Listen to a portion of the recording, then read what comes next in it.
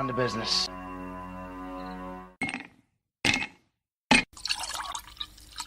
When he drinks, he thinks. That's the nectar of the gods, baby. Hello, everyone, and welcome to the number one liquid-fueled, liquid-lubricated show on the interwebs. This is the Whiskey Musings Broadcast. And apparently, I have been... I've been drinking already because if you guys didn't catch it, I accidentally left the Happy Valentine's Day logo up in the corner of the title pages. If you didn't catch the intro, the 5-minute intro that I do, or the 5-minute thing that I do, it had it up there. And then, of course, the intro, my typical intro, went and had it as well. I had to quickly get rid of it. Anyway, all right. Things are already starting off the rails. That's just the way we work things around here. Okay, so I understand that there is a birthday woman in the house tonight. And so later on, I will be singing happy birthday, of course, toward the end of the evening. Yeah, it's kind of been a, up and down sort of week. Things, hey, Valentine's Day was actually pretty good. You guys got to see Mrs. Whiskey. So do you guys believe me now? I actually have somebody who keeps me on an even keel. And I'm already being hit. I know, I'm getting there. I promise. All right. So let's go ahead before I get my head bit off by everybody over on Rumble. Let's go ahead and take care of the number one thing, the first thing that we do, which of course is the Pledge of Allegiance here. Please, if you are of a mind to, please remove your hat, stand, and recite the pledge with me. I pledge allegiance to the flag of the United States of America, and to the republic for which it stands, one nation under God, indivisible, with liberty and justice for all. And of course, that is something that I need to try and keep remembering. I thank you all for reminding me about it. I've got to get that clear in my head, because that is very important. Because realistically, just to be honest and forthright with you all, there's something coming at the end of the month. I've already sort of been teasing it a little bit, but there's something coming at the end of the month, and the Pledge of Allegiance gets right into it, as well as background for tonight. I'll start dropping a few more hints here and there coming up in the next couple of broadcasts, so that you're not completely surprised if you are smart enough to figure it out. But we've got something coming, and I think it's going to be great. I personally think it's going to be great. All right, so let's go ahead and move on to the next thing, which of course is, what am I drinking tonight? That is Buffalo Trace, which is a Kentucky straight bourbon whiskey. I know our birthday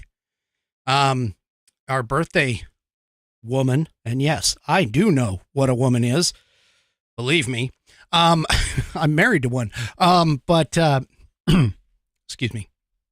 But our birthday woman out there, she is drinking margaritas. And hopefully she's, 1 margarita, 2 margarita, 3 margarita, and then a shot of tequila. Let's just get that going. And of course, tonight I am drinking out of my We the People.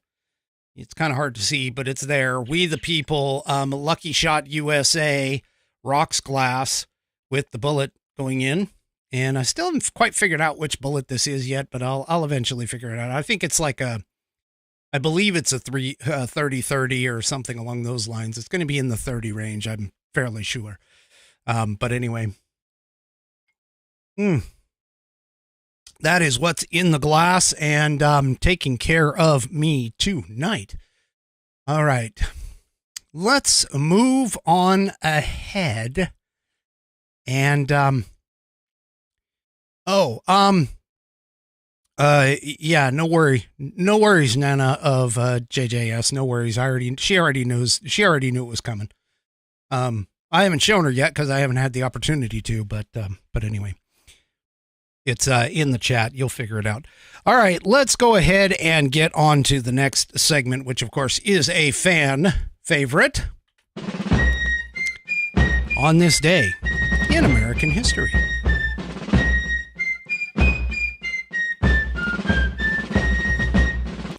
And of course, for this segment on this day in American history, we read from the American Patriots Almanac, written by William J. Bennett and John T.E. Cribb, chock full of all kinds of information about this fantastic place that we call home and the founding of our country. And in fact, we're going to be talking about some firsts. I mean, the USA is the first country to have a republic and a constitution and be ruled by the people. This is so sad, actually, that they are coming down. Anyway, all right, so. Let's go ahead and talk about firsts in the USA for today, February 17th. On February 17th, 1817, the first public gas streetlight in the United States was lit in Baltimore, Maryland. Artist Rembrandt Peale brought the idea of gas lighting to the city. He had learned about it during a visit to England, and on his return had displayed a ring of fire gas-powered light in his Baltimore museum. The success of that experiment led to the idea of lighting U.S. city streets and the founding of the country's first gas company, the Gaslight Company of Baltimore. Here's a list of some other firsts in the USA. The first municipal subway was in Boston, Massachusetts, and it opened in 1897. The very first movie theater came out in Los Angeles, California in 1902. The very first gas station, which happened in Pittsburgh, Pennsylvania, and opened in 1913. The very first traffic light happened in Cleveland, Ohio, and it was installed in 1914. The very first licensed radio station in Detroit, Michigan was in 1920. The station was called 8MK. The first shopping mall in Kansas City, Missouri, built in 1922.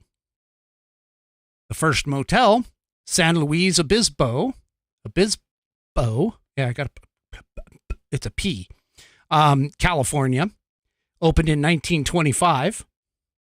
The very first air-conditioned office building was in San Antonio, Texas, and opened in 1928, which, by the way, it was 21 stories tall. The very first drive-in movie theater is in Camden, New Jersey, and opened in 1933. The very first parking meter was in Oklahoma City, Oklahoma, and was installed in 1935. And the very first city parking garage was in Welch, West Virginia, and opened in 1941. That is tonight's On This Day in American History. You know, unfortunately, we're going to have a bunch of firsts that have happened just in the 2024 and 2020 elections. Things are coming out and just exploding all over the place in terms of things that are going on. But you know what? I just noticed that I didn't cover tonight's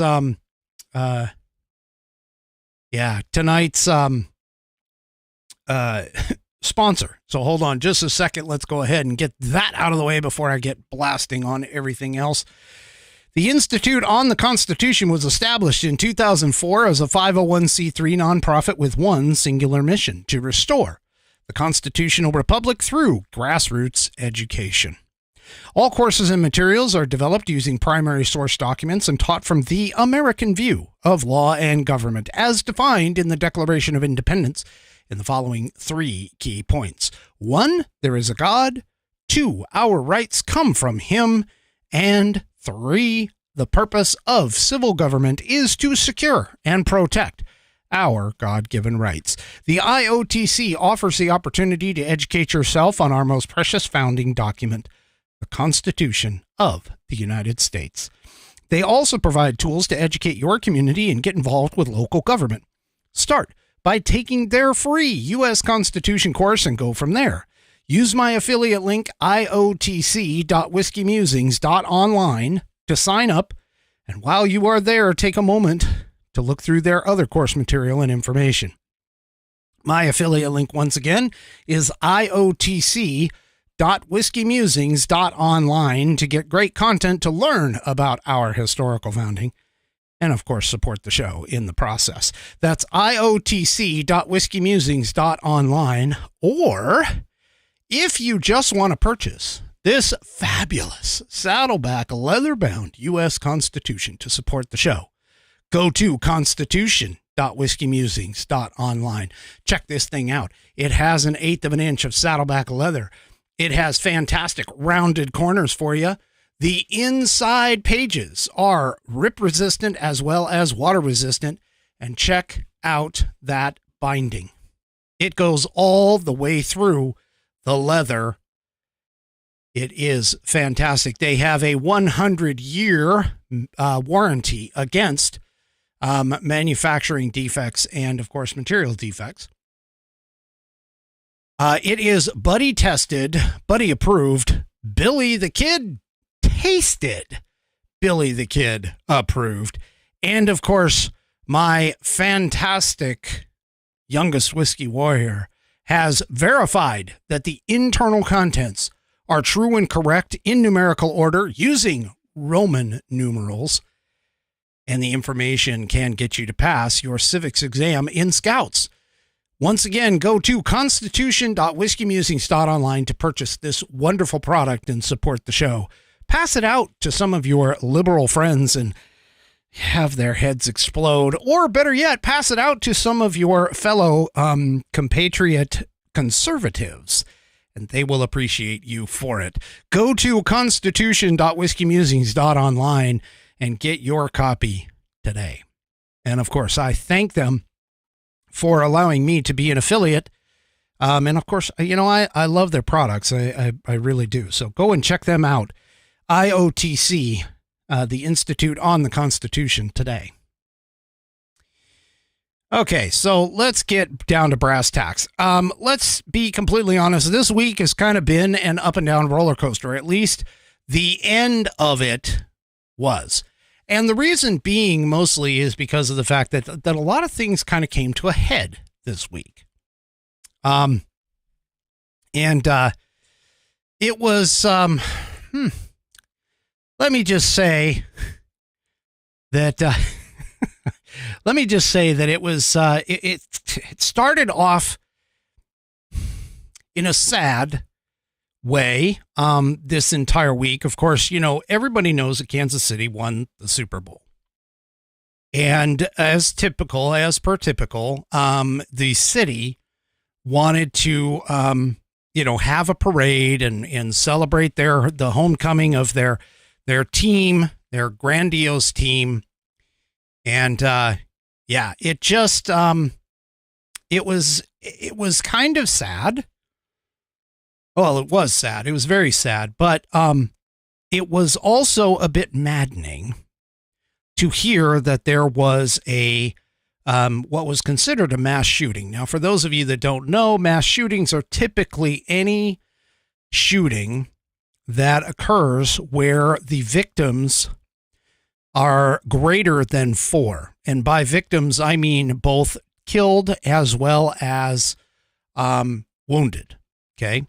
In this particular case, the number has been ranging from 10 to 20. I think it's actually closer to 10 after they got through the count. Initial reports were saying 20. And unfortunately, as always, whenever one of these things takes off, it immediately causes the leftist, liberal, gun-grabbing nut jobs to just explode out the woodwork. And they, of course they did. I mean, all over on X and everything else, they were all immediately saying, it's the guns, it's the guns, it's the guns. And so on and so forth. And of course, they all are, calling for these guns to be taken. Now, initial reports didn't really mention the type of weapon used, but I believe there were handguns and at least one AR-15 at the last report that I had heard of the types of weapons. But the thing about it is that, as per usual, the first thing that everybody thinks of whenever something like this happens, especially the lunatic left, is that this might have been like a white supremacist or a disgruntled, white person or whatever. When in reality, what it ended up happening is that reportedly it was 2 juveniles. There was actually a 3rd juvenile that was picked up in the initial sweep, in the initial confusion, that has since had the charges dropped and has been released. But the 2 other juveniles are now charged in connection with the shooting. And let me go ahead and turn it on here. And so, yeah, these 2 juveniles, by the way, happened to be black.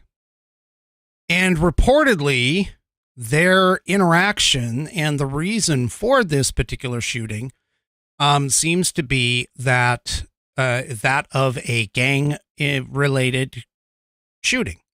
Now, here's the thing is, again, unfortunately, whenever something like this happens, the immediate gut wrench is, oh my gosh, this is a mass shooting, and then we have all kinds of problems, which, by the way, there's actually 2 other shootings that same week.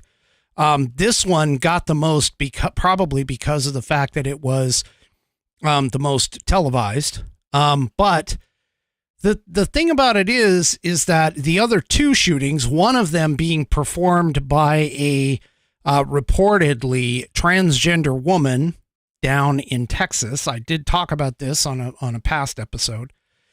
And there was also another shooting, which I literally have not been able to find any details on, probably because, of course, it doesn't fit with the narrative. But the thing that was the most exemplary out of this, if anything could be said and taken from this, is the fact that there were unarmed bystanders who jumped in and were able to detain the suspects. And that's how these perpetrators were captured.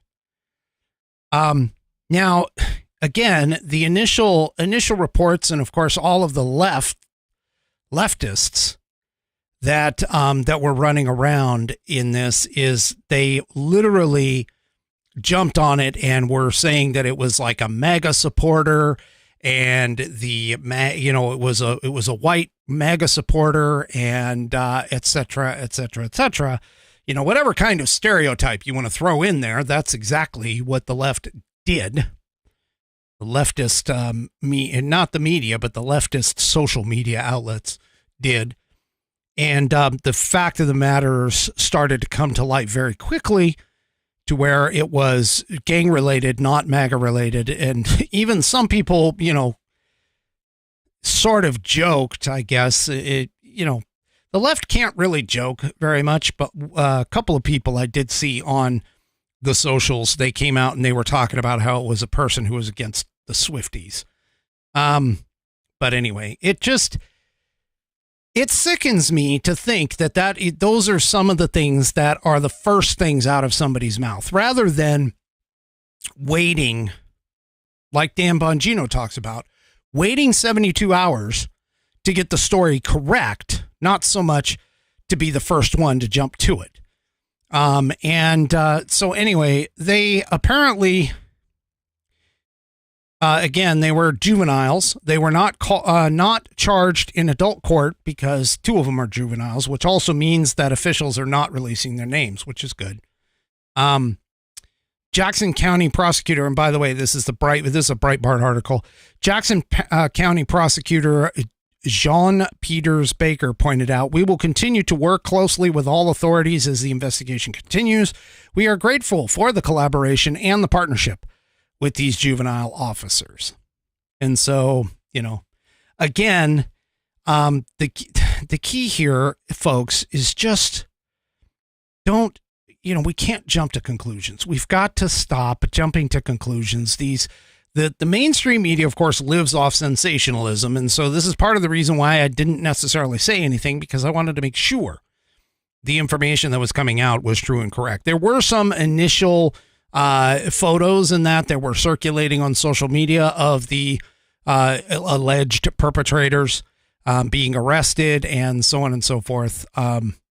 So yeah, this is a tragic incident that occurred, but again, it brought all of the gun nuts out, and the typical, especially those on X, the typical, gun grabbing liberal left, blaming the gun without blaming the perpetrators, and in this particular case, without blaming the cultural issues like gangs and gang-related activity in a certain segment of society, which has been shown statistically over many years to be the cause of a very prominent portion of violent crime within the United States.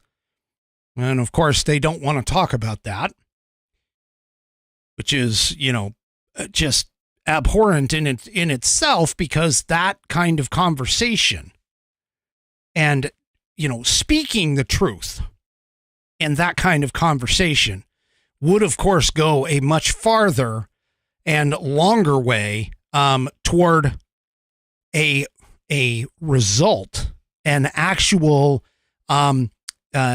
meaningful numbers of things being able to, be taken into account. But because it doesn't fit, something like this doesn't fit the narrative, of course, it can't be included as part of the conversation. I mean, there's shooting, sadly, in places like Baltimore and Chicago and New York City that are all gang or criminal related, have nothing to do with anything in terms of what you would consider, or what the left wants you to consider to be, causes of mass shootings, which would be, white supremacy or anything of that nature. And yet they don't want to have the conversation about the true loss of, or the true causes, I should say, not loss, but the true causes of what is going on with gun crime on a holistic perspective, rather than just focusing on the small numbers of mass shootings that we have. They aren't even looking at the other criminality and criminal behavior and gun crime that is going on a daily, almost hourly basis in certain sections of the country. Instead, they would rather focus on law-abiding citizens and trying to take away the guns, rather than focusing on the actual issues and problems, because, of course, that would be admitting that some of their policies and some of their narratives that they push are not proper. That would cause them to actually have to look introspectively into their own platform. And that is something that the left cannot at all do whatsoever. Well, a report came out shortly after this, maybe not shortly after, but came out also this week, which I thought is incredibly perspective based when it comes to something like this. So this came out in Fox News, where a Harvard professor says that all hell broke loose when his study that he published found no racial bias in police shootings. Now, if you recall, one of the things that happened was the whole George Floyd incident, and we had, George Floyd Square, and we had, all of those riots and Black Lives Matter and all of these things that came out because of the supposed narrative that, white police in particular, but police officers were chasing down and targeting African Americans or Black Americans. And Roland Fryer, who is the author of this study, says that he lived under police protection during the fallout of this study. And the thing is that a lot of people don't understand unless you're like me and kind of dig into some of the statistics and the analysis. And I mean, the FBI has been producing statistics across the entire country with regards to things like this, and the numbers just don't show what the left is trying to tell you. The numbers do not show you that police, number one, are not hunting down Black Americans. In fact, they aren't even really hunting anybody. Now, one of the statistical analyses that you can do is understand the fact that the number of engagements that any one group receives is going to have a lot to do with their actions to cause those engagements. And if you look at the statistic of 50% of the crime, roughly 50% of violent crime, I should say, not all crime, but 50% of violent crime being perpetrated by roughly 13 to 14% of the population, then it's obvious to anyone with a logical brain to then assume that, of course, those engagements are going to be higher for that particular group than in any other group. And so it's these kinds of truths, these kinds of facts that the left chooses to ignore. But apparently this individual said during a sit-down conversation with Barry Weiss of the Free Press, Harvard economics professor Roland Fryer discussed the fallout from a 2016 study that he published on racial bias in Houston policing. The study found that the police were more than twice as likely to manhandle, beat, or use some other kind of non-fatal force against blacks and Hispanics than against people of other races. However, the data also determined that the officers were 23.8% less likely to shoot at blacks and 8.5% less likely to shoot at Hispanics than they were to shoot at whites. When Fryer claimed that the data showed no racial differences in officer-involved shootings, he said all hell broke loose and his life was upended. Fryer received the first of many complaints and threats 4 minutes after the publication. The sender said that he was full of shit. At least I'm assuming that that's what they're saying here because they blanked it out. But anyway, Fryer said that people quickly lost their minds and some of his colleagues refused to believe the result after months of asking him not to print the data. He said, I had colleagues take me to the side and say, don't publish this. You'll ruin your career. Now, again, folks, I mean, let's be completely honest here. They don't want the truth to get out, because anything that destroys or alleviates the narrative is bad. And this is why they want to take this out. Now, supposedly after the report was published, Fryer lived under police protection for over a month. He had a 7-day-old daughter at the time, and went shopping for diapers. And he was going to the store to get diapers with an armed guard. It was crazy. It was really, truly crazy, he says. Yeah. So, of course, now to kind of tie this in, at the time, then Harvard Dean Claudine Gay claimed that Fryer's research and conduct with other employees exhibited a pattern of behavior that failed to meet expectations within the community, and was accused. He said that he was suspended for 2 years from the university in 2019 after he allegedly engaged in unwelcome conduct of a sexual nature. He continues to deny those allegations. And so Claudine Gay suspended him. Or let's see, what did he say? Yeah, suspended him for 2 years after the report came out. This is just, I mean, this is crazy. Anyway, again, the left does not want the truth to come out.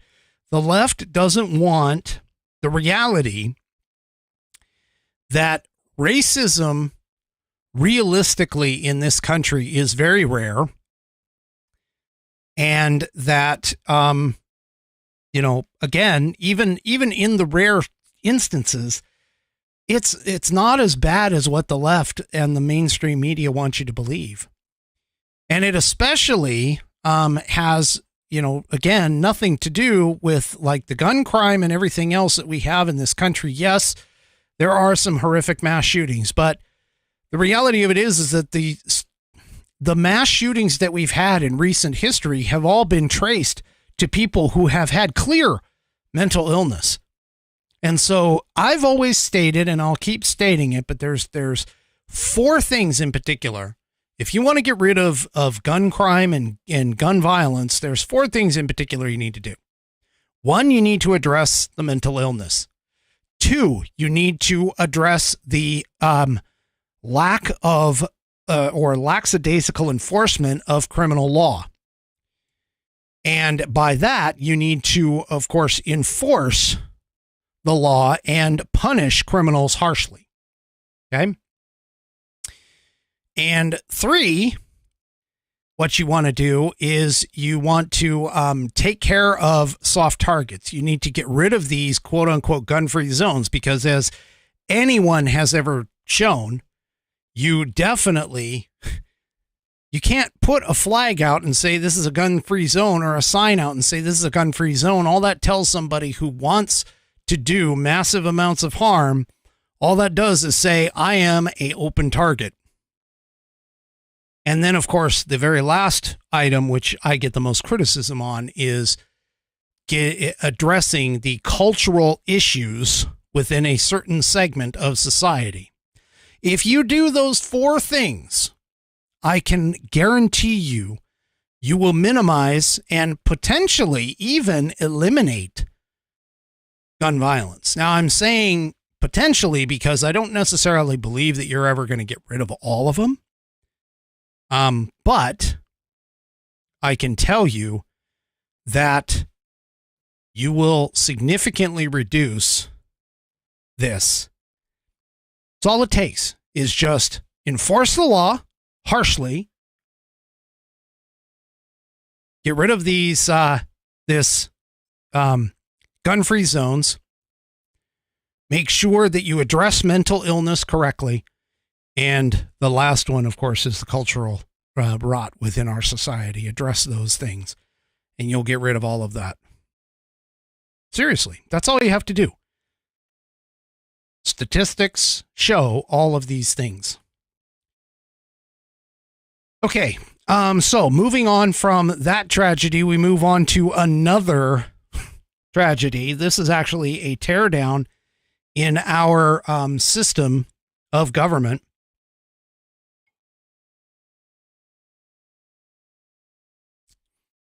And in particular, going after the leading opposing candidate for president, Judge Engoron, who obviously is a partisan hack, and of course Letitia James, who got hired or voted in because of the fact that she said that she was going to get Trump. Apparently the New York judge Engoron orders Trump to pay $355 million in the Letitia James Trump-Ord case. Now, I've talked about this multiple times, and I'm going to essentially go over really quickly the problems with this case. The problem number one is the fact that the judge immediately said, yeah, I'm not going to have a jury trial. I'm going to decide this. And he's already guilty of this. And now it's just a matter of this trial is just figuring out how much money he's going to have to pay. So that's number one. Number two is the fact that every single person and bank that Trump loaned to has been paid back. There is literally zero victims in this supposed crime. Everyone got their money back plus interest. And even the bankers went and testified on Trump's behalf and said, yeah, the loans were satisfied. Point number three, every single person who is in real estate in any kind of way, shape, or form, they all value properties as high as they possibly can in order to get the maximum amount of a loan that they possibly could. Now, you and I, in terms of, residential loans or something like that, if you own your house, you know that you're kind of at the mercy of the banks and the mercy of the appraisers. But when you start going into commercial properties and things like that, there is a wide variability in there. And of course, it just makes sense that the owner of the property is going to try and value it much higher in order to gain a better, loan amount potentially. But the bank and the person, the bank who's loaning the money and the person receiving the loan, they come to an agreement for that. That's how they're supposed to do it. And unfortunately, this Trump's already stated clearly that that they are going to appeal. He's already stated it. And also the other kind of surprise out of this is Donald Trump's sons, Don Jr. and Eric, were also ordered to pay $4 million apiece. Now, of course, the left, went nuts over this. They're like, oh my gosh, this is going to bankrupt Trump. And then somebody, and I don't know if this is true. This is totally, I can't corroborate this at this time. But somebody else on the socials pointed out, well, apparently True Social just won a $4 billion contract, so I highly doubt that Trump is going to be hurting for money. But anyway, he's already said he's going to appeal this, which reportedly, and I don't know if this is true either, but reportedly, he is going to have to put up the money plus a insurance bond of, I think, roughly 50% in order to be able to appeal. Now, hopefully this will actually get to a circuit court judge who will be able to go and look at this and go, this is ridiculous. I mean, even the guy from Shark Tank, Mr. Wonderful is his nickname. I think it's Kevin O'Leary. He even pointed out what Trump did was not wrong. Everybody does it. They all do it. And so going after Trump like this kind of means that now there's a legal precedent for this. And so there is some question as to whether or not this is going to be the standard going after other New York companies. Now, ironically, not due to this, but ironically, I saw an article last week. I was going to comment on it, but ran out of time because it was a far end article. But Remington Arms followed the path of Smith & Wesson and has shut down operations in New York. Smith & Wesson shut down operations out of, I believe they were in either Delaware or Maryland, and they shut down there and left also. So this doesn't bode well for businesses in New York. In fact, Dan Bongino's been saying if you live in New York and you own a business, get the hell out of there. Well, he's not the only one that's saying it. According to this article, obviously Trump afterward, let me just take a tangent here real quick. Obviously, according to the Post Millennial, Trump immediately, jumped on this, talking about how this is Russia, this is China, so on and so forth. Trump slams the criminal judge's ruling in the New York civil case. And again, this is the key, is this is a civil case. This particular one, and even any of the cases that Trump is really under right now, with the exception of the classified documents case, all of these are not, even in that classified documents case, there's nothing that's going to eliminate him outside of the public sphere. Nothing is going to eliminate him from running for president. So he could end up being bankrupt after all of this stuff and still run for president and get into office. There's not a single thing that they are trying to charge him with at this moment that will constitutionally preclude him from running for president. Okay. Now, somebody had mentioned, and this was on Fox News, to get back to where I was at, Trump's penalty could actually cause New York businesses to start exiting. Now, for those of you that don't know, also, Elon Musk last week transferred his business license. He was a business, he had formed his business SpaceX in Delaware. And the reason for businesses to go in form in Delaware is because Delaware is very easy to get a business license. Okay. So yeah, it's one of those things that, Delaware is going to get hurt. New York is going to get hurt more than likely. And all of these businesses are going to formulate elsewhere if this continues to stand. It's kind of like here in Seattle, they decided to change, or the legislature's trying to change the tax laws here, and Jeff Bezos has left. He's moved Amazon out of Seattle, and he's actually moved it, or is in the process, I should say, complete process of moving it to, I believe it's Miami, Florida. And the news reports around here have all stated that his move to Miami and getting away from the impending, not income tax, but wealth tax that they've got going on. They are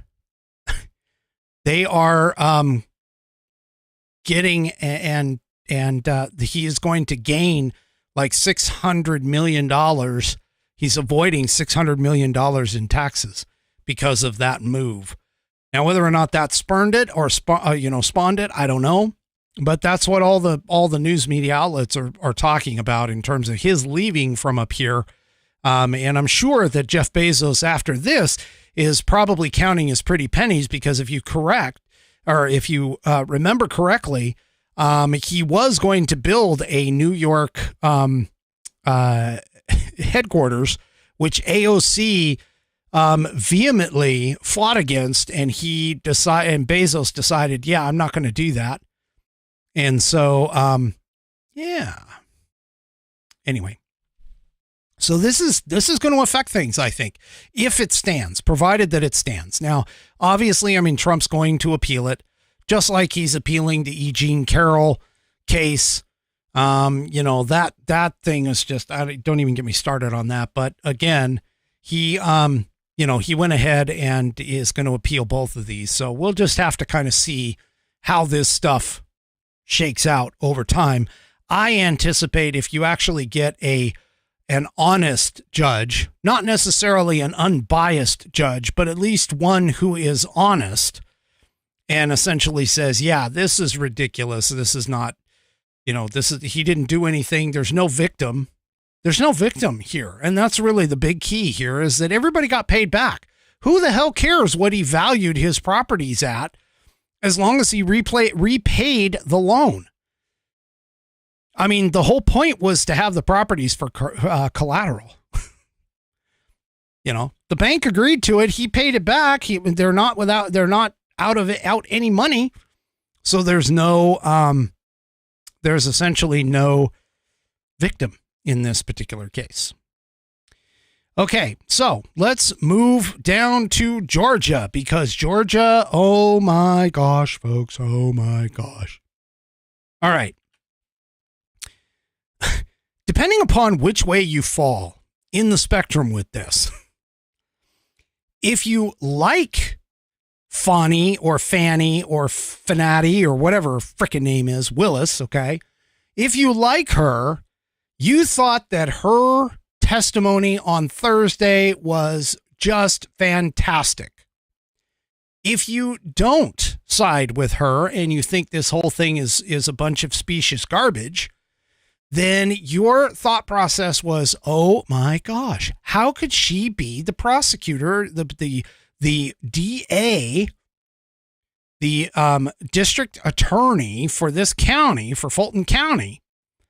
And, how can this person have done this? She essentially, if you saw her on the stand, I'm going to tell you, she was very argumentative. She, I personally believe that anyone who becomes like an individual of some distinguished position, whether it's a DA, a judge, etc., their ability to speak in public needs to be on par with their position. And so, her conversational, adversarial, and honestly, sometimes bordering ebonics speech on the stand was very off-putting by a lot of people, I think. And again, she was very adversarial, and as such, she was asked to be treated as a hostile witness.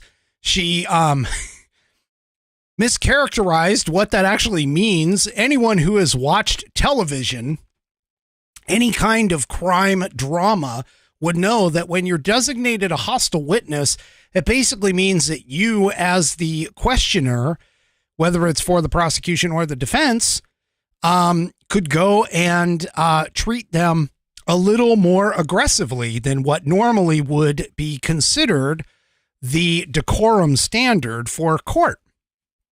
And so, yeah, it just, she did not do herself any favors at all, in my opinion. But here's some of the key takeaways, according to the Epoch Times. Here are some of the key takeaways from this contentious hearing. So first of all, I do want to point out, if you take a look at this photo, there was some, I'm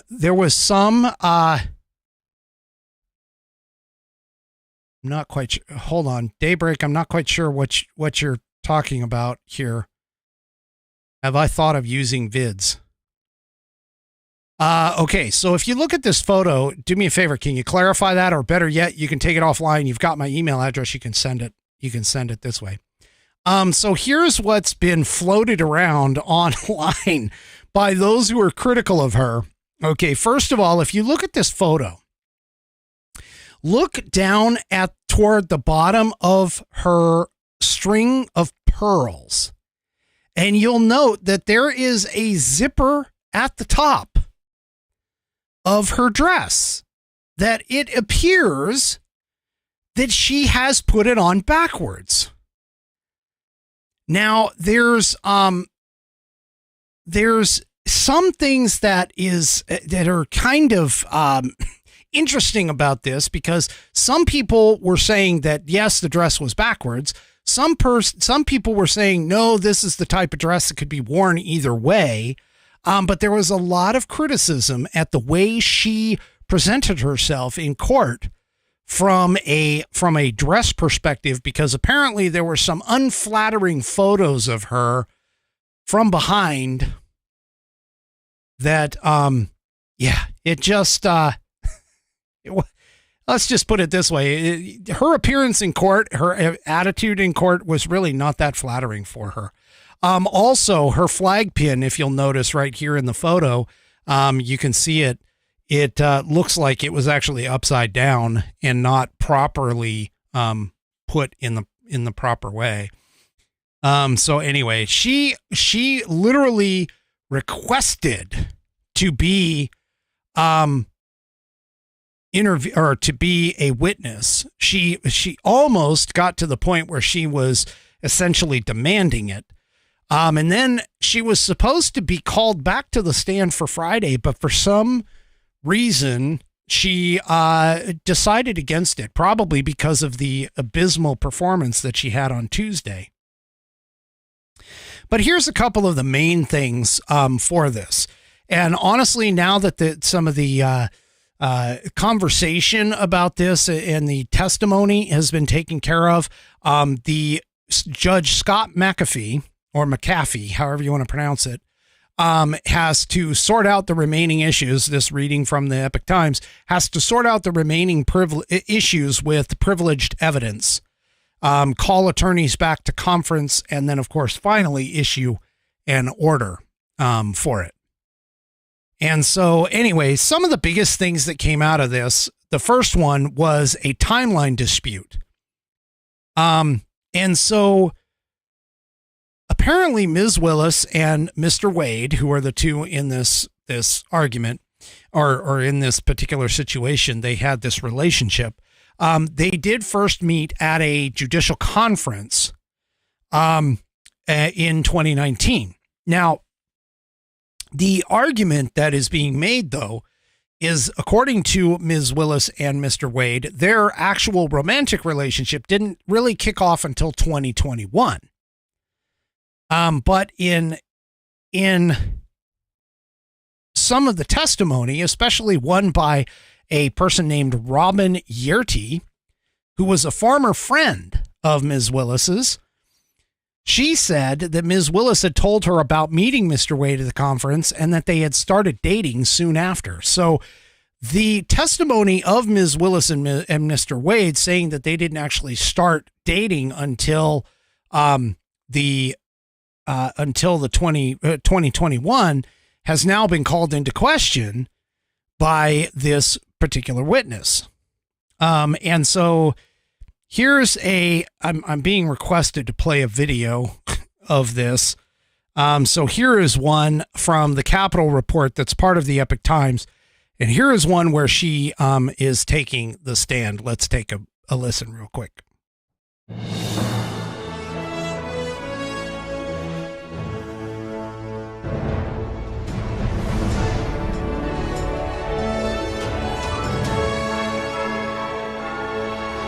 Welcome to the Capitol Report on NTD Television.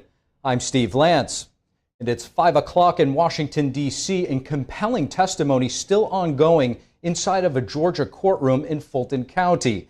DA Fani Willis on the stand as we speak, and we'll be going back to her in just a moment. But first, let's bring up NTD's legal correspondent, Arlene Richards. Arlene, tell us, what have you been seeing so far? So just to give you a little background on the case, this all started earlier in January when one of the defendants filed a motion to disqualify Fani Willis and Nathan Wade from the prosecution. Okay, I'm actually going to fast forward a little bit here. This hearing today, so let's see if we can find where she is testifying. Because all of this is stuff that I've extract more connections in courtroom yet. Yeah, come on. And she I gotta find, because the testimony. Excellent analysis. Before we give me just a second here. I want to get to where she's testifying.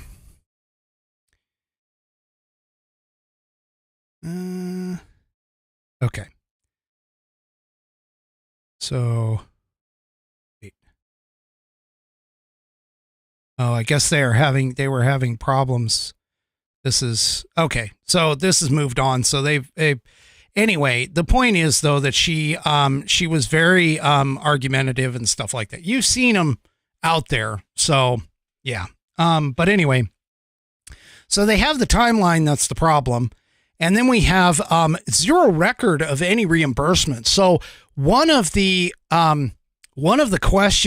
things that came up was the comment between Ms. Willis and Mr. Wade was that Ms. Willis repaid Mr. Wade for the money that was being sent out.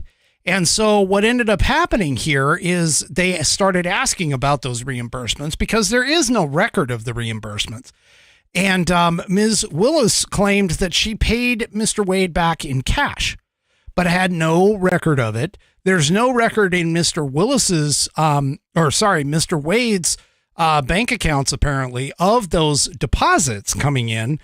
And so there's really a question right now as to whether or not actually any money has flowed from Ms. Willis back to Mr. Wade, even though she basically said on the stand, that, well, I'm testifying. So there's your evidence. And the thing about it is with a lot of people don't understand is, yes, you are contributing to the evidence, but if you can't prove it with paper or with some type of electronic tracking trail, then your word literally is bupkis. So yeah, there were no specific bank withdrawals, no ATM withdrawals on Ms. Willis' side. There was nothing in terms of Mr. Wade's side. And she could not even call out the specific amounts that she paid him. She just sort of guessed at it. Anyway, that's like two parts that are kind of an issue. And then apparently, there's questions too, in terms of evidence for the allegations that are in there. Mr. Merchant, who is one of the lawyers for the plaintiff, suggested that the source of the allegations was a former business partner of Mr. Wade's.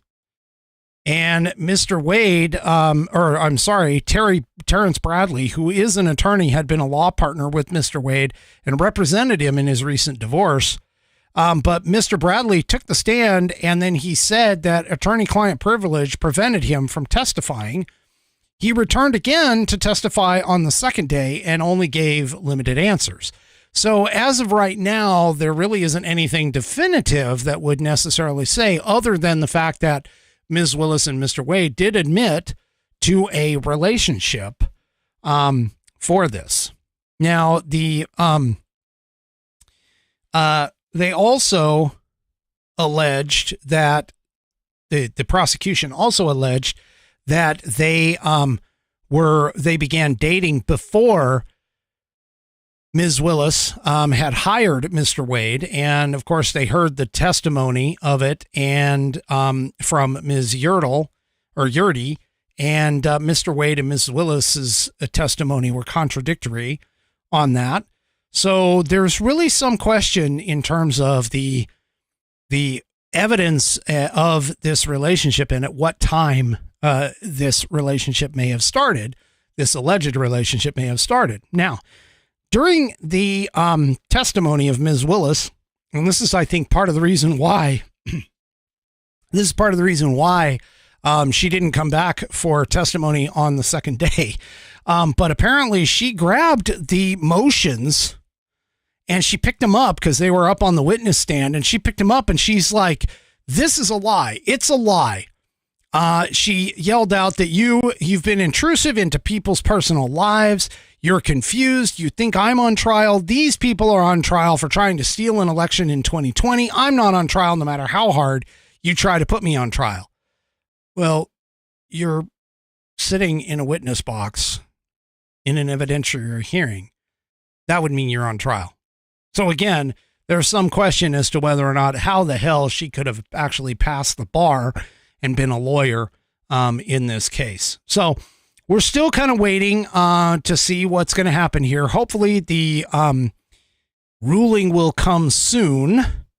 But there was some initial reports that were kind of saying, he is, the judge is not going to take any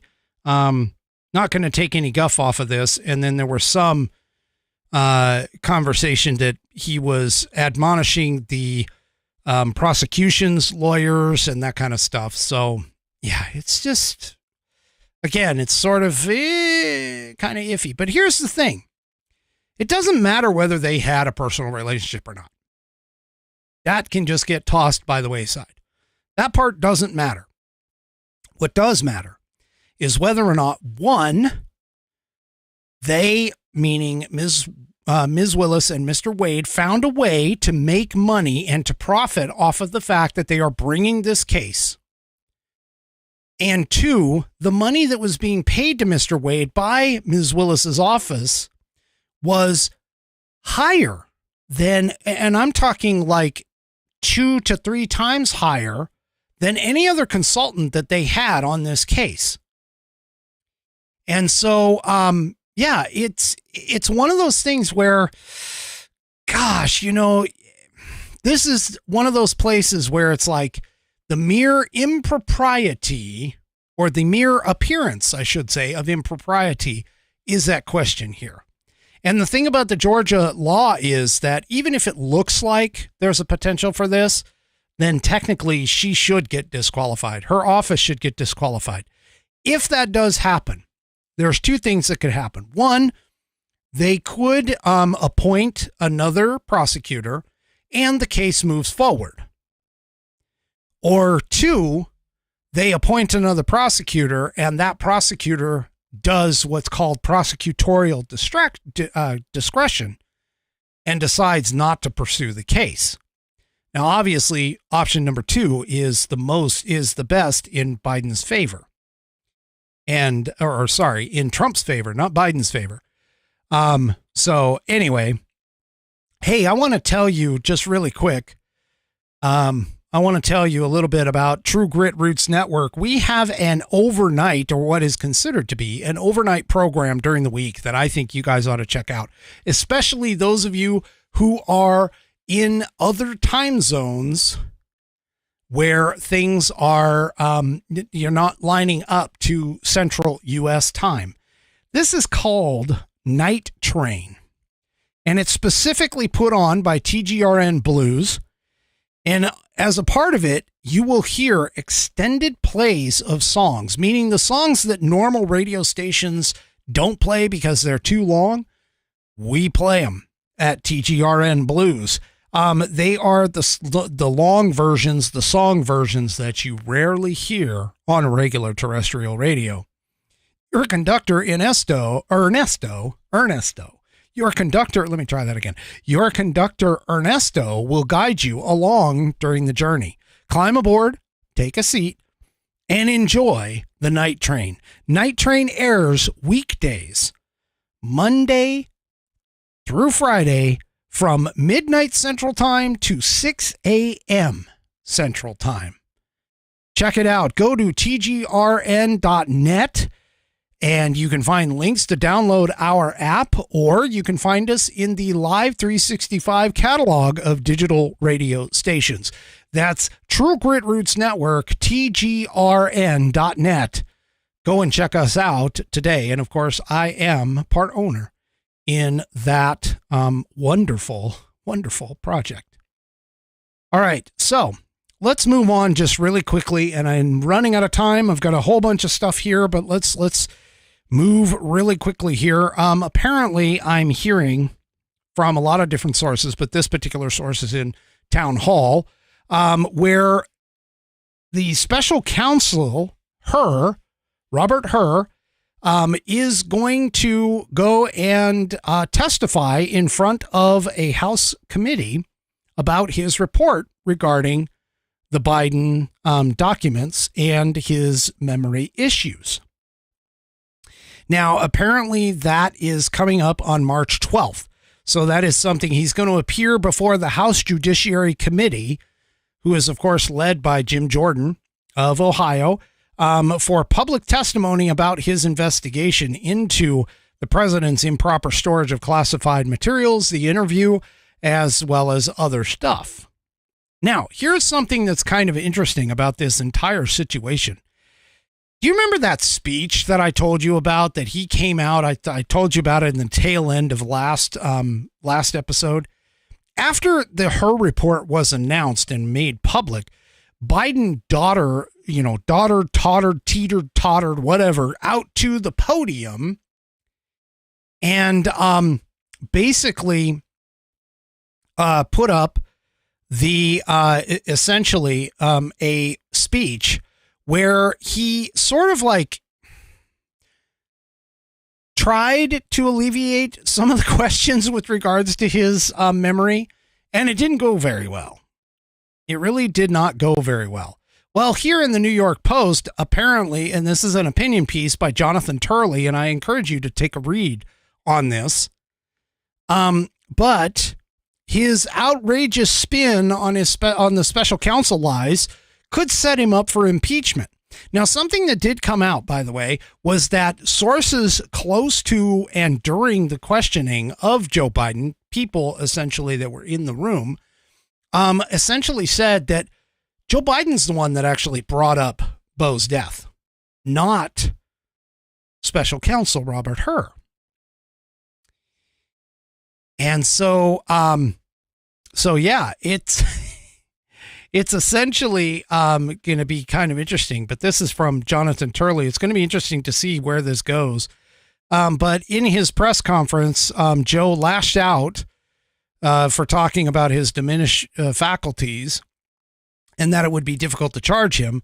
But NBC reports that it was not Hur, but Biden himself who raised the point of Beau Biden's death. In the disastrous press conference, Biden went on the attack, saying, how the hell dare he raise that question? Frankly, when I was asked the question, I thought to myself, it wasn't any of their damn business. And NBC sources suggest that this was a knowingly false claim by the president, that he was the one who raised up the son's death. And if this is true, according to Jonathan Turley, this isn't something the White House can simply fix with a few rewrites in brackets. It would make referencing recent conversations with dead foreign leaders look like moments of clarity. While we await the spin, the report indicates that the president is either mentally diminished or openly deceptive in such moments. And he's saying that the latter, being openly deceptive, seems more likely. So anyway, he kind of goes on and talks about this and sort of makes the case that, again, Biden making this argument and this whole thing with Robert Hur is essentially, he's kind of stuck between a rock and a hard place, because either he comes clean and says, no, I'm not mentally all there, in which case he has to, the question of whether or not why he is the president comes into play, or he essentially says, no, I knew exactly what I was doing. And that means that he can be held culpable in a criminal manner. So this Hur report really has kind of opened up a big can of worms and a big problem for this. Now, for those of you that may not know or may not have noticed, even though I pretty sure it was out here. David Weiss, who has been investigating Hunter Biden in particular, he essentially sent out an indictment here recently, and he charged the FBI informant who wrote on the FD 1023 form saying that he had heard Hunter Biden and Joe Biden taking bribes from Burisma. Well, that particular individual who wrote that out has been charged now with falsifying that document. But it's not as clean as what the left would want you to believe, because and here's really where this article in the Federalist kind of makes this point. This Margot Cleveland is making this point here. They apparently, even though they went and indicted this person for making false statements, apparently when the FD 1023 came in, it wasn't vetted. And it wasn't investigated and validated back when it came in 2020, back in June 26th of 2020. And it was a confidential human source who essentially said that the owner of the Burisma had claimed that he'd paid Hunter and Joe each $5 million in bribes in exchange for protection from being investigated by the Ukrainian prosecutor, which we all know Joe Biden, got fired by withholding the money. Well, the indictment that was revealed on Thursday revealed the person's name and alleged that his aforementioned statements, which were memorialized in an FD23 report, were false. But the false statements were turned in originally on June 26th of 2020. And so it kind of doesn't look that great for David Weiss because of the fact that the FBI didn't bother to investigate these and now are claiming that they're false. Now, of course, the left took this and they immediately said, oh, the right has now been found to be lying, that this particular individual was a star witness.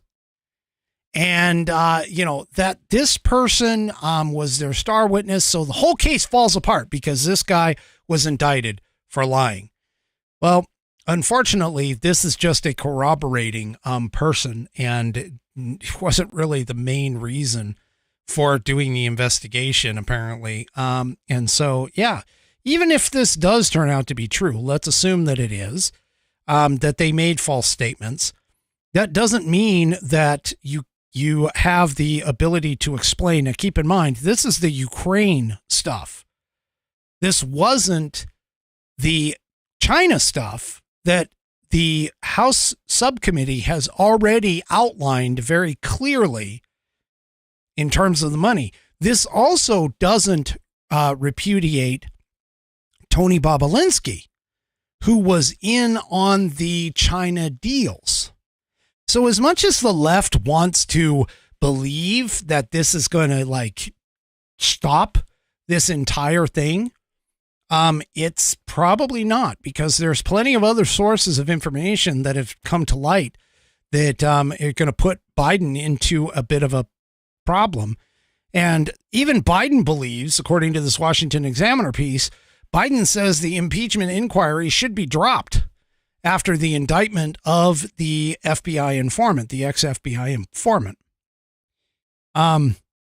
So again, this only covers part of it. And James Comer himself, said that the impeachment inquiry would proceed and that Smirnoff doesn't undermine anything in the GOP's case. Comer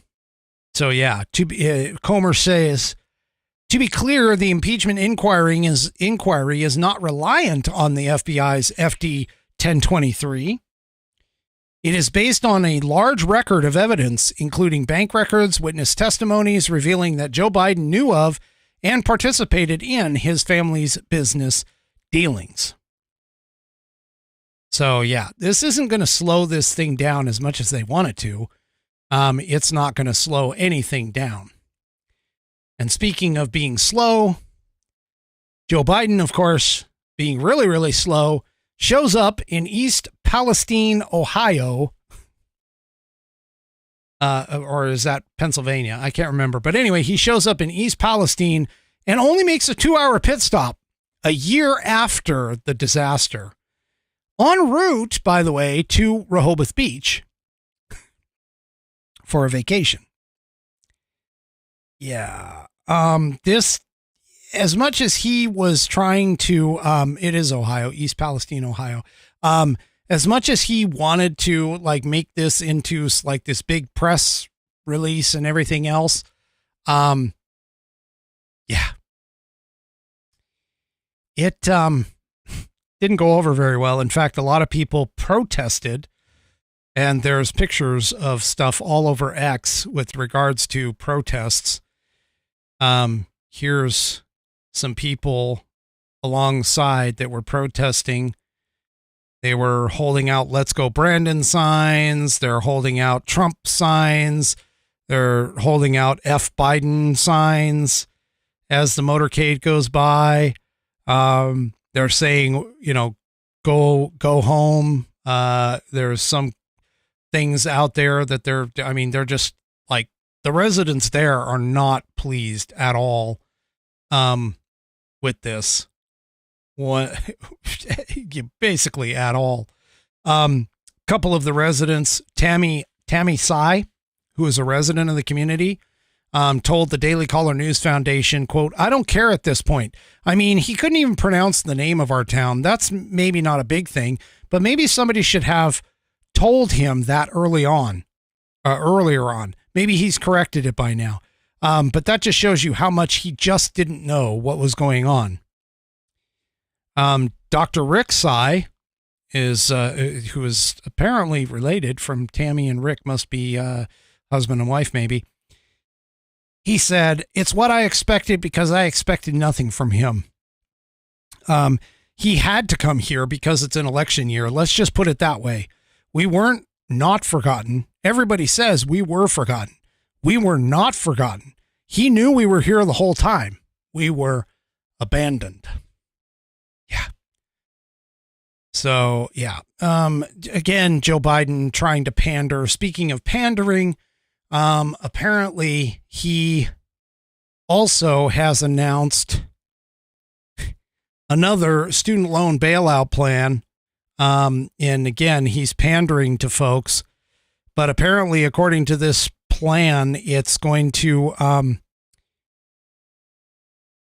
essentially, put in or allow student loan debt to extend to those who are struggling to repay those loans due to financial hardship. So he's going, and of course critics are saying that, he's just pandering for the young vote.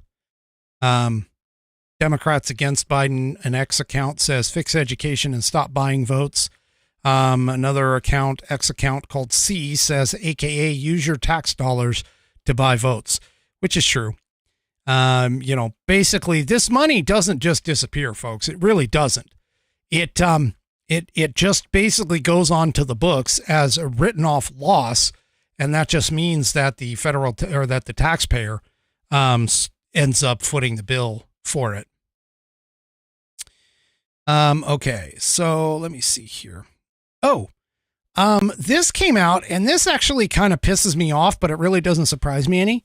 As you know, this show is very supportive of our military, our veterans, and our first responders. Well, according to the Washington Free Beacon,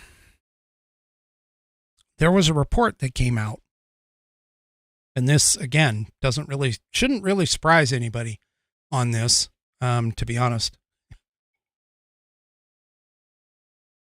But there's a report that came out where Biden actually thinks that no one made any mistakes during the Afghanistan withdrawal. I mean, really?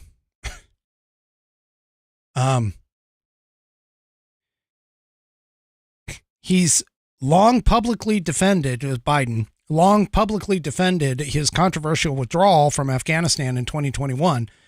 But according to a new book that is coming out, his remarks were not just out of political convenience. Biden genuinely believes his administration did not make any mistakes during the withdrawal. Politico's national security reporter, Alexander Ward, wrote the book called The Internationalists, The Fight to Restore Foreign Policy After Trump. And according to an article in Axios, he said, no one offered to resign after the Afghanistan exit, in large part because the president didn't believe anyone had made a mistake. Ending the war was always going to be messy.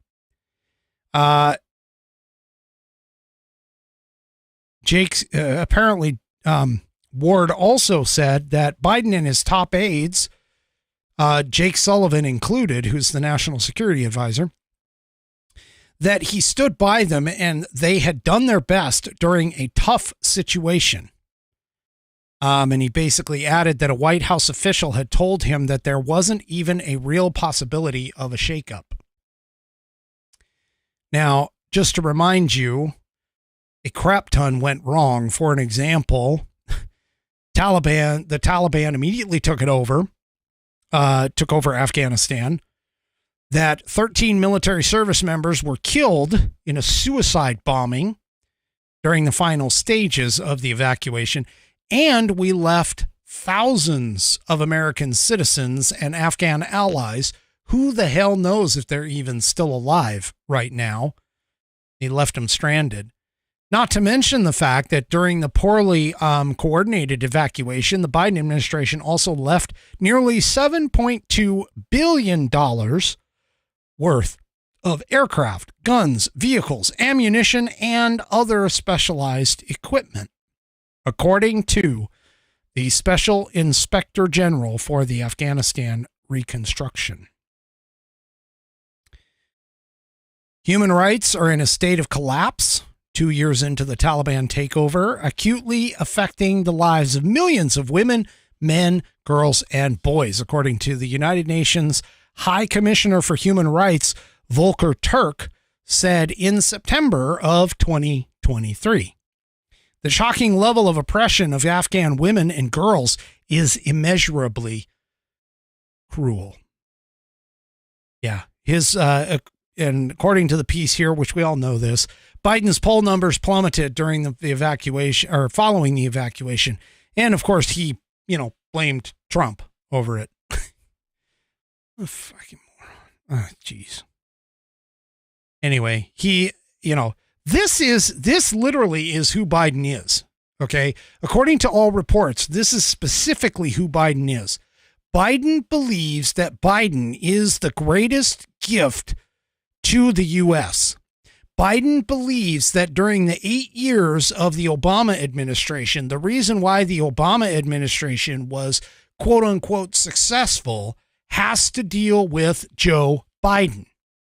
Now, never mind the fact that, the Obama administration really wasn't that successful. Okay. But literally Biden believes this. Biden believes that he is God's gift to the Americas. And this is a real problem, folks. I mean, his cognitive decline, his belief in himself, even though he is a complete moron, and imbecile, is really a big, big problem. Yeah. And, he's not going to step aside. He's not going to step aside easily. Let's just put it that way. All of these people who are out there thinking, oh yeah, Biden's going to step aside and then like Michelle Obama's going to get in or whatever. We've covered that on this show. But the reality of it is he's too much of an egomaniac. He's too much of a narcissist. You think Trump's a narcissist? This guy's a narcissist for sure. I mean, let's face it, pretty much anybody that gets into politics in any large scale, it has to have some elements of narcissism in them. But yeah, he's not going to step aside willingly. They're going to have to force him out. realistically. Speaking of Obama, I know this segue kind of sucks, but I got to get to it. For those of you that don't know, there is the Twitter files that broke loose with regards to the government's interference, specifically on Twitter, but also with other social media platforms, that spurred the Missouri case that is still currently going through the court system on government censorship. Actually both of the people who brought that to light, Michael Schellenberger and Matt Taibbi, along with another gentleman, and I'm trying to find his name, Alex Gutentag. They have been slowly bringing out more and more information with regards to the whole Spygate Russian collusion hoax. Now, I'm not one necessarily who wants to encourage people to like buy subscriptions and that, but this one you might really want to consider is subscribing to Michael Schellenberger's Substack called Public. And I have the link, but you can go to public.substack.com and you can choose to subscribe, or you can just read like the first, couple of paragraphs in it. But they are slowly releasing information with regards to the entire government-pushed CIA and other intelligence agencies developed, essentially spying on 26 American citizens. And this is huge. This is bigger. I talked about it on Wednesday. This is bigger than Watergate, people. And we really need to pay attention. But they are, these guys are taking on a lot of risk by publishing this stuff. And if you think the mainstream media is going to pick this up, it's not going to happen. I'm telling you, the future of fact-based, intelligence-based, journalism going forward is going to be the independent journalists, the small-time guys. It's no longer going to be the mainstream media propaganda machine.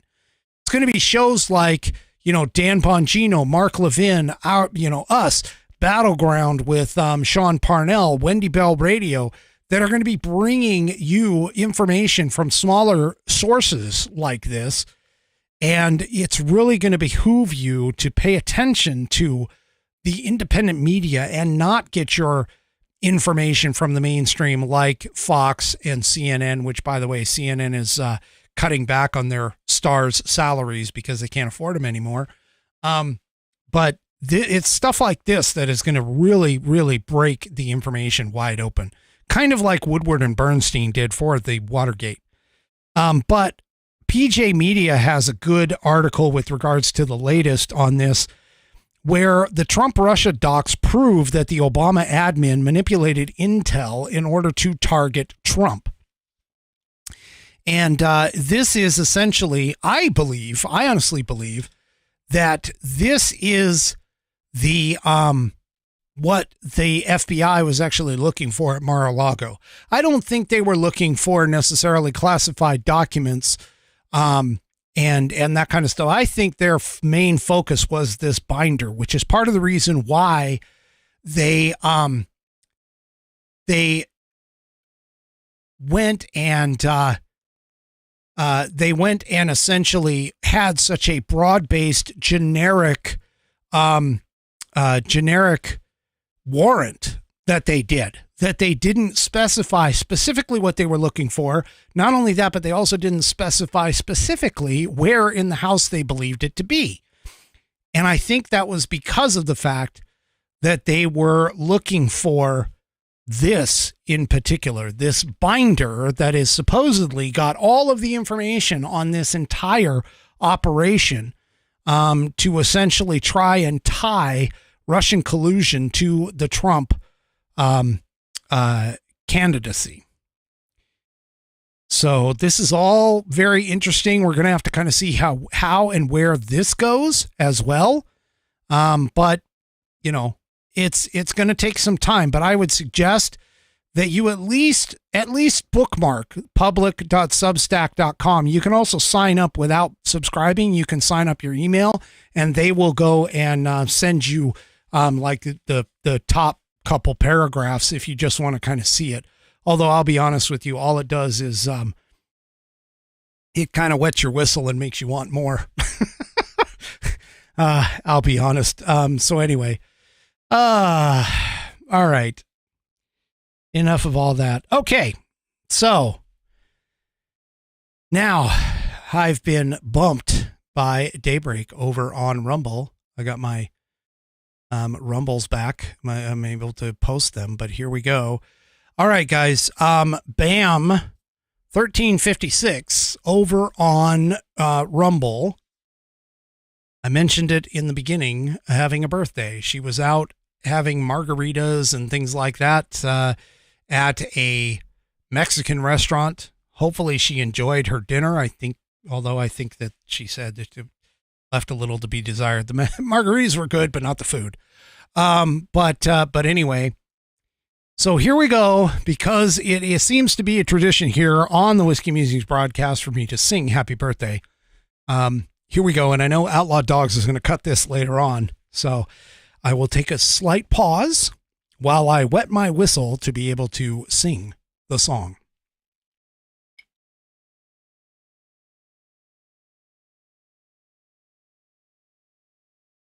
Happy birthday to you.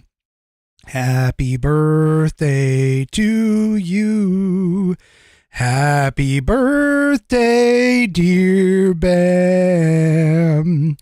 Happy birthday to you and many more. Happy birthday, Bam. All right, that is my final Whiskey Musings thought of the evening. I did not have a question, or at least I don't think I had a question for Whiskey, but at least if I did, I didn't grab it and put it up and tee it up.